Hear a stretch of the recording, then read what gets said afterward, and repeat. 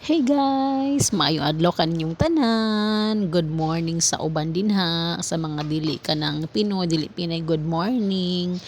And for today's video nako nga mamahaw sa ta kay wa man jud ko'y bit nga bangon as in gitapol moment gid ko no karong panahona kay Ramadan naman gud diri sa Middle East and kanang kami as kanang until among duty is from 9 a.m. to 3 p.m. lang.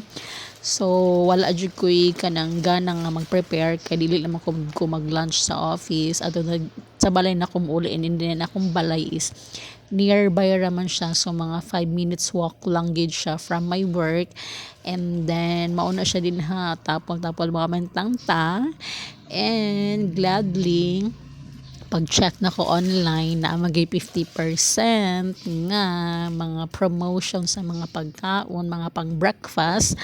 So gigrab na ko ang kanang opportunity nga kanang naay mga 50% and gladly mao ni ako ang natipuhan nga orderon.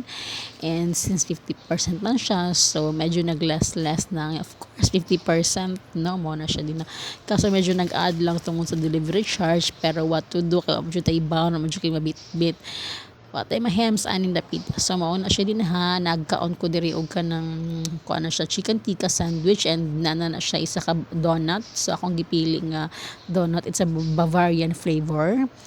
And with this coffee nga medium man siguro na siya nga size, and mo na siya the dark one lang, dili katong ingon nga na siya mga cream. So katulad nang siyang kanang normal coffee lang gid siya nga with the brown sugar.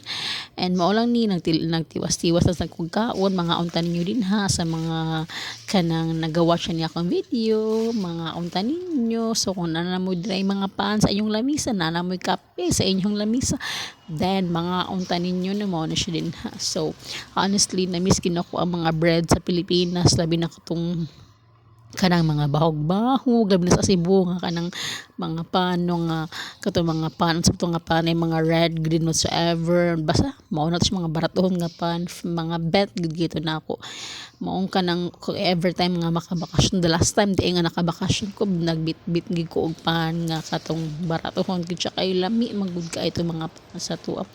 Anyway mo na siya, mag-continue lang kog kaon na ni ako ang kanang bread. So medyo dako na siya nga slice and medyo little bit of spicy ang iyang chicken. And lami sad kay siya, mo na siya din ano sa kulaling tiwason kay para mahuman na gid taon no, kay para ma-okay na niya akong tiyan sa kagutom. So mao lang na siya. Salamat kay sa pagtanaw ninyo nini akong video. Ayo mong tanan. God bless sa inyo. Amping mo. Bye.